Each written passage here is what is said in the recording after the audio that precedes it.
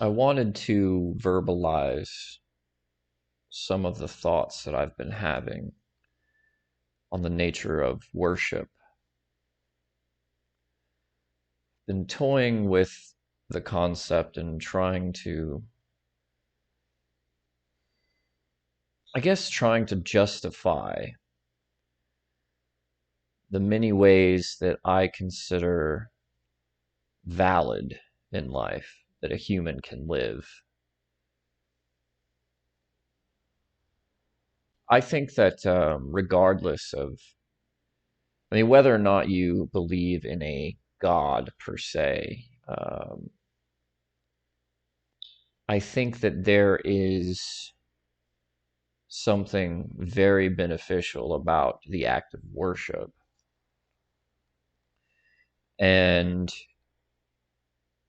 worship, I think, needs to be better defined because as it stands right now, it's sort of bogged down by a very old sort of Old Testament definition, or a definition that's very staunched in religious concepts. And I would like to attempt to somewhat give a contemporary definition of what I consider to be an act of worship.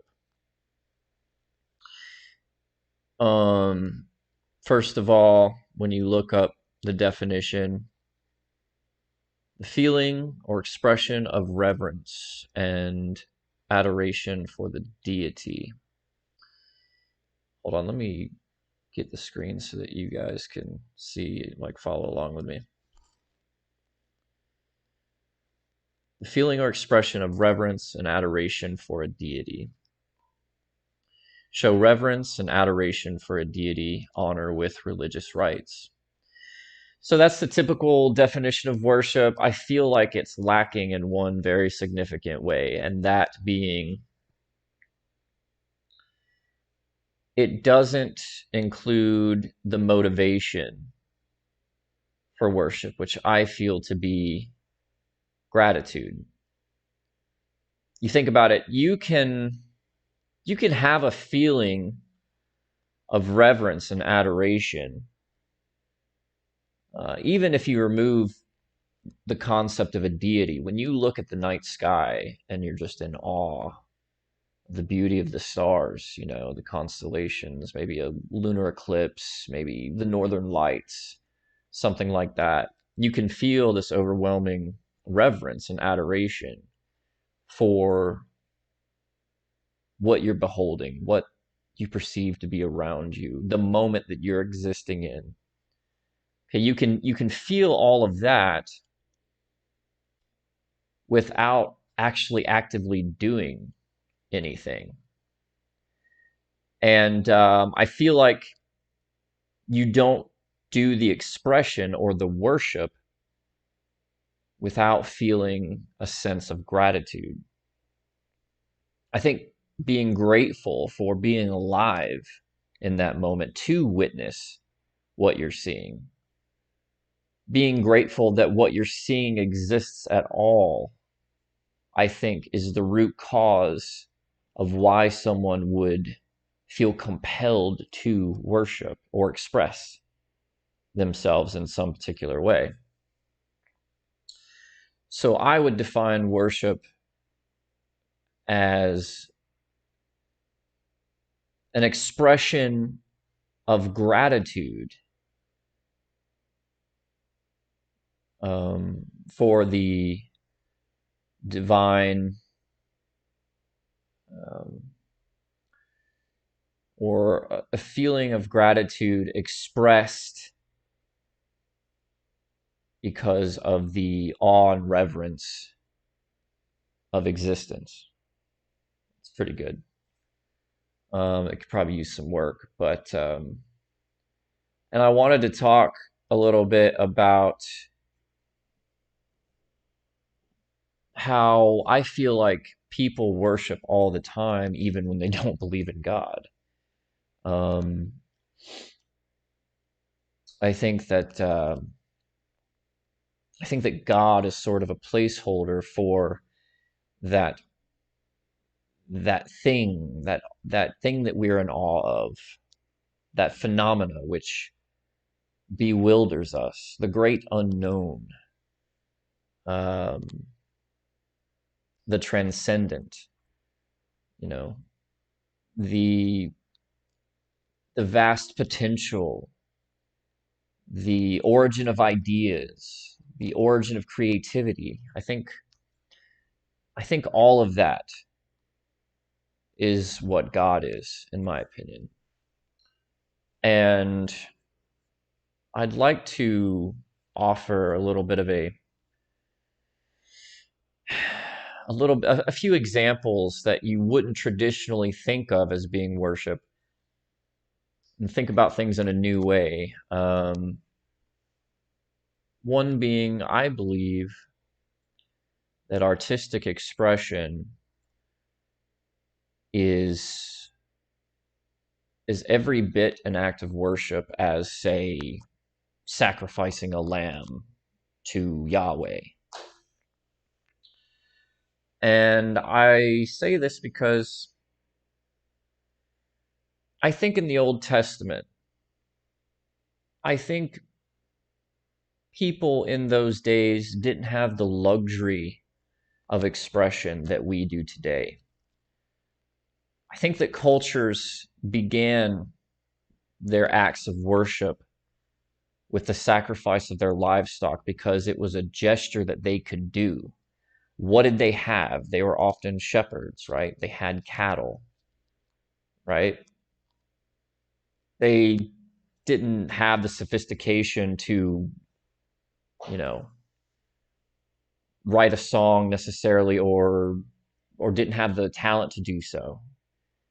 Didn't have the luxury of time to devote to such a skill.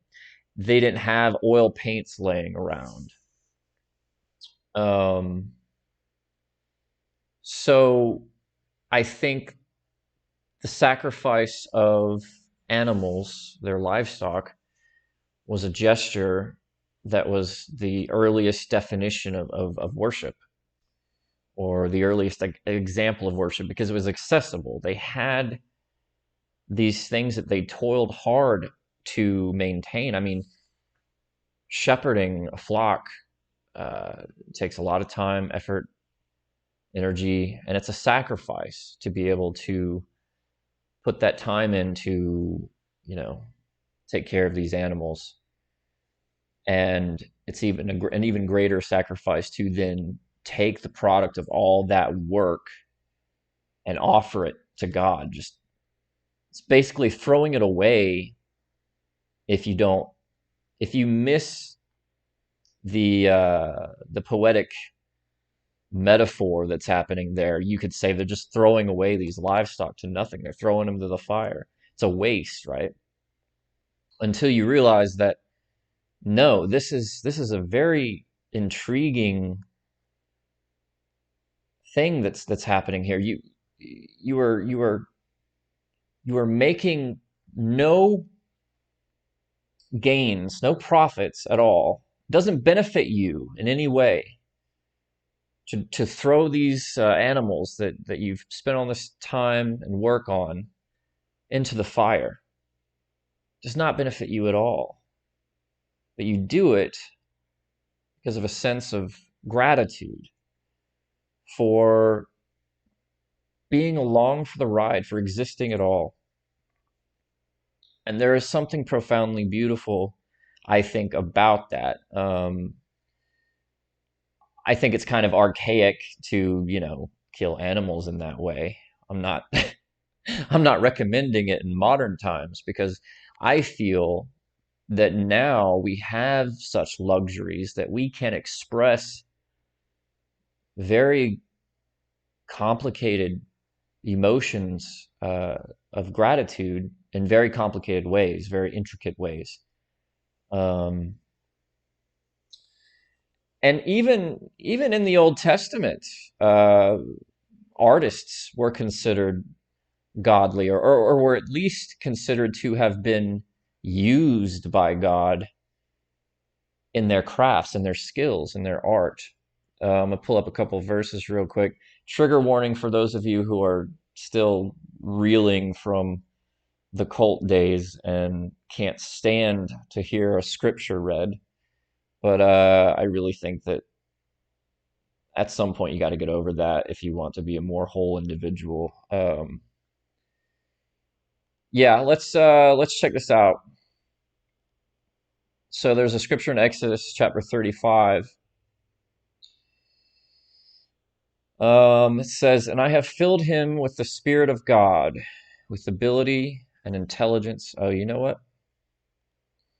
Show this to you so that you can see. Gotta remember to do that.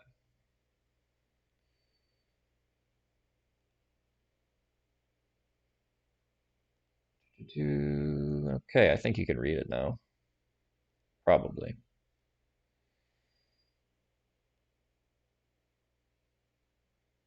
I have filled him with the Spirit of God, with ability and intelligence, with knowledge and all craftsmanship, to devise artistic designs, to work in gold, silver, and bronze, in cutting stones for setting, and in carving wood, to work in every craft.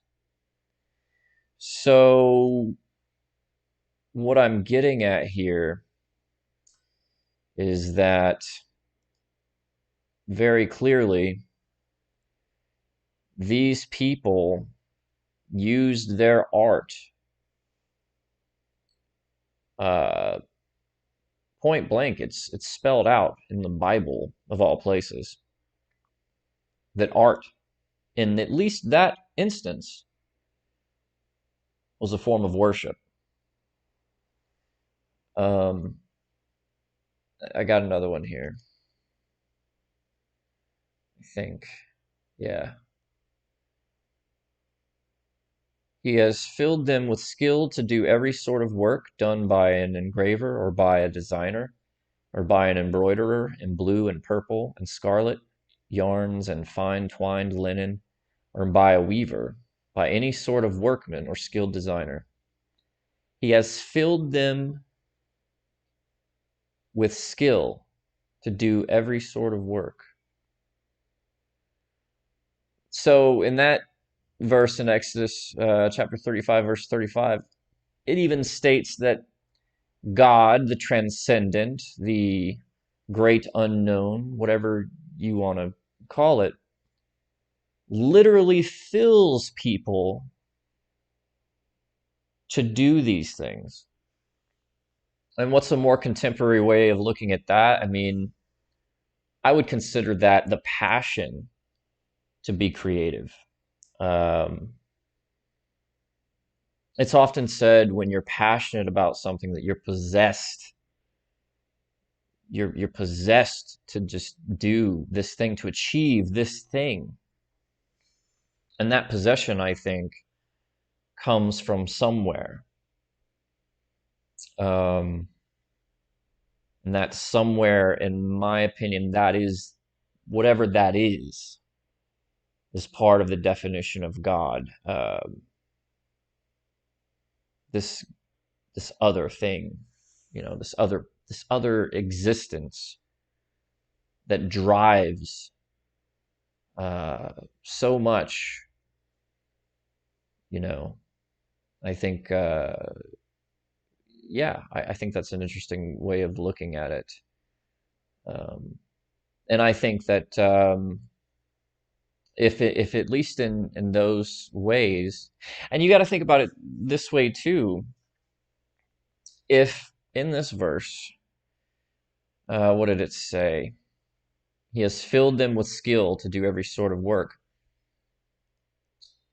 I don't think that what this verse is suggesting is that, in Bible times, out of nowhere, God just gave these people the instant ability to be able to carve stone or wood. That seems very unlikely to me. I think it's more likely that uh, God, or the transcendent, whatever you want to call it, it predisposes people to gravitate towards art. it pushes people to explore their artistic abilities, to be obsessed, to be possessed with the notion that they can go into the unknown and bring it back into the physical world and share it with other people, creating art. They're obsessed with it. It becomes their whole life's focus. And no one is ever skilled at anything until they've made it their life's focus. Anybody with a skin will tell you it takes learning, it takes practice, and then it takes more practice to be skilled at it. And the people who are really skilled at art or anything, they've done it their whole lives, and it's been pretty much the focus of their life. And that's something to consider. If there's examples in the Bible of God using artists for His glory, then it stands to reason that their pursuit of becoming artists was a godly path. And every time they paint with a desire to be grateful of their existence, whenever they create something with the aim not of benefiting themselves, but to have a positive impact on the world, I think that could easily be defined as an act of worship. And I think that it's a godly path. No, I don't think, I think that there has to be that distinction, though. I don't think that anybody who expresses themselves through, say, song or art or whatever is necessarily worshiping automatically. I think that there has to be that element of gratitude and the element of, well, I wouldn't necessarily say that it has to be positive what you're doing, because you could be worshiping something very negative by what you choose to express. So, to put it in archaic terms, if you started to express yourself in a very negative way, you're not praising that high, transcendent, positive force of good. You'd be worshiping a very negative force. So, like God versus the devil, if you put it in terms like that. Which I don't really look at. I think the universe is much more complex than to subscribe to the very black and white definitions of those two forces that are laid out in the Old Testament and the Bible. I think that it's much more complicated than that. But you get what I'm saying, I think. I think that, yeah, if you build a monument for your own glory, if you pursue becoming an artist strictly for the benefit that you could gain, we'll say, I don't think that that's necessarily worship. I think that that's self-worship. But I think that when people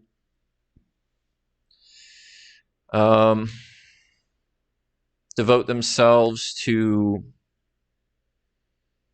creating things and expressions for more noble reasons,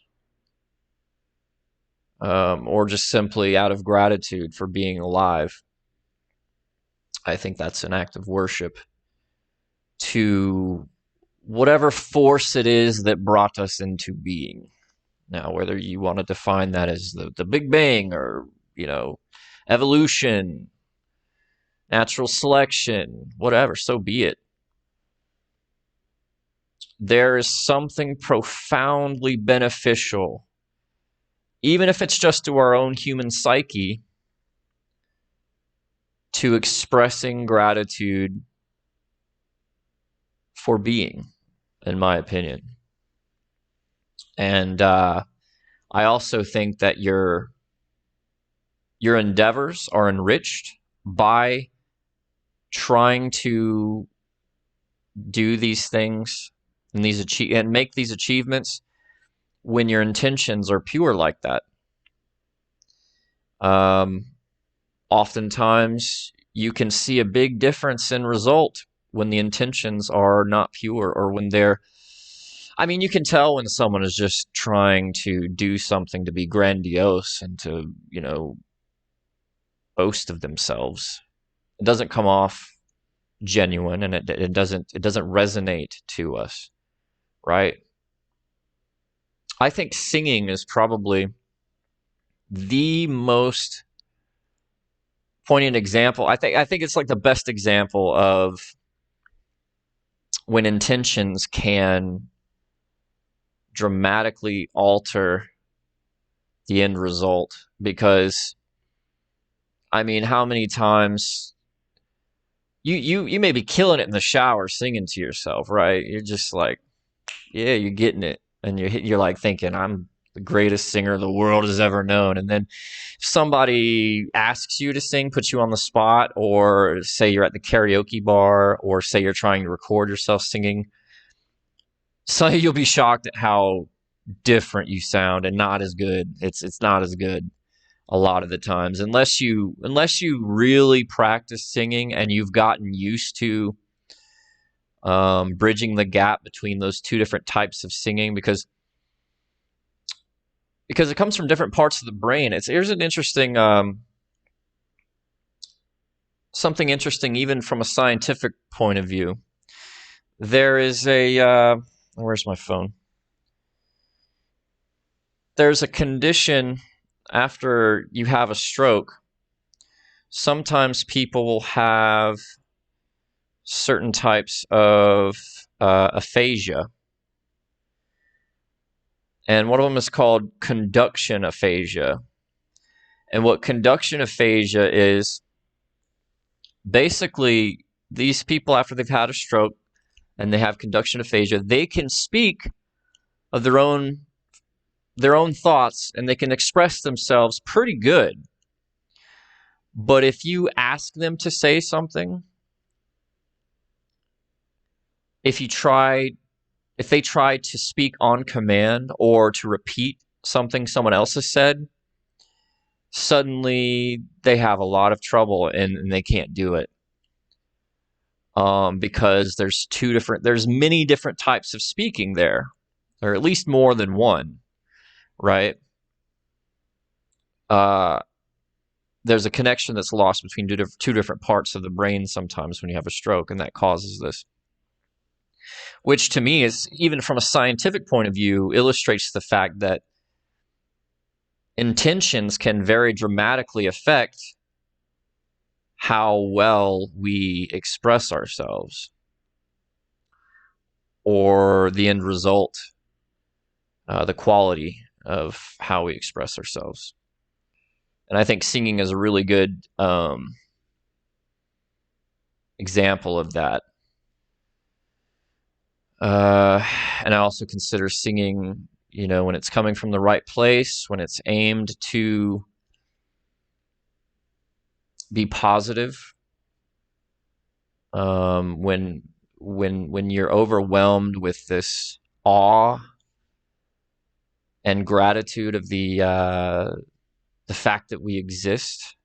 Sometimes some really beautiful art can come out through the vocal cords and through song and poetry. There's no end to how much beautiful, positive, impactful expression humans are capable of when it comes from this place of gratitude, or a swell of just raw emotion over the sensory of being. And yeah, I just thought I would throw that out there because growing up, I mean, worship, hell, wars have been fought over people saying you don't worship correct.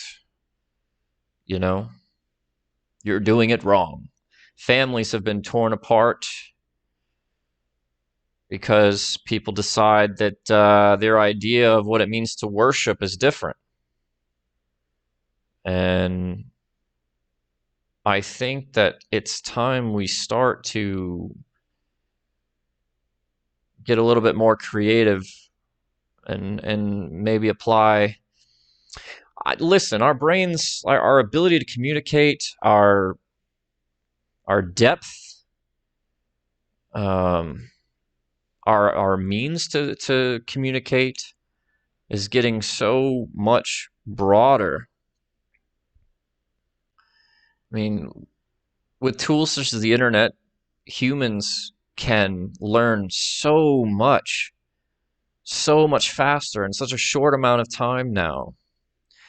Our ability to comprehend complicated ideas,